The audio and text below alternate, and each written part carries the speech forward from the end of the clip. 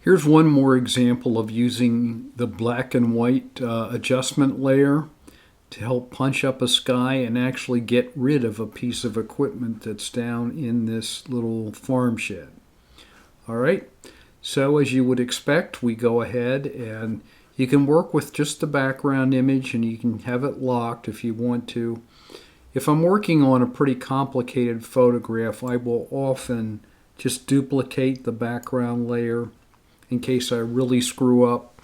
I know there's a history panel and all that, but sometimes it's just nice to have an extra layer to work on.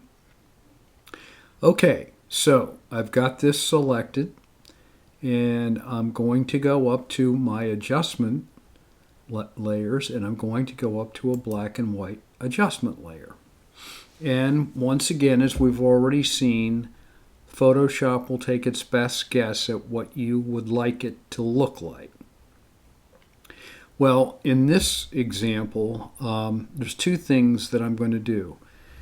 You may remember that that piece of farm equipment down here was green, pretty bright green, so I can take advantage of that by just disappearing it.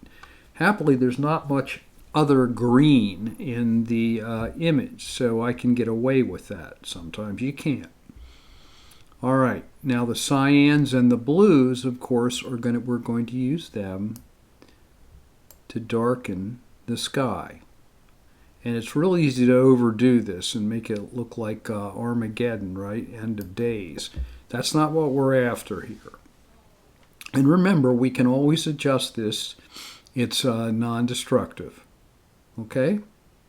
So we've got this, and I'll move this panel over slightly, maybe and even down here, so it's a little easier to see. And what we'll do is we're going to change the blending mode of this black and white adjustment layer from normal, again, to luminosity.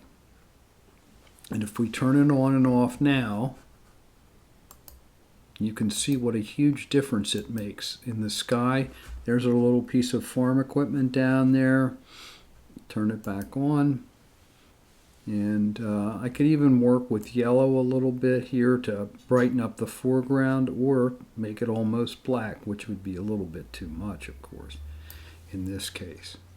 You don't want to go too far with this. If you go too far, number one, you're going to get noise, and you'll also get some rather unrealistic looking sky color. There is a way around that, but you don't want to go too far with it. So we've got something like this, which is pretty good. And again, we can turn it on. I'm turning it off now, excuse me, and then back on.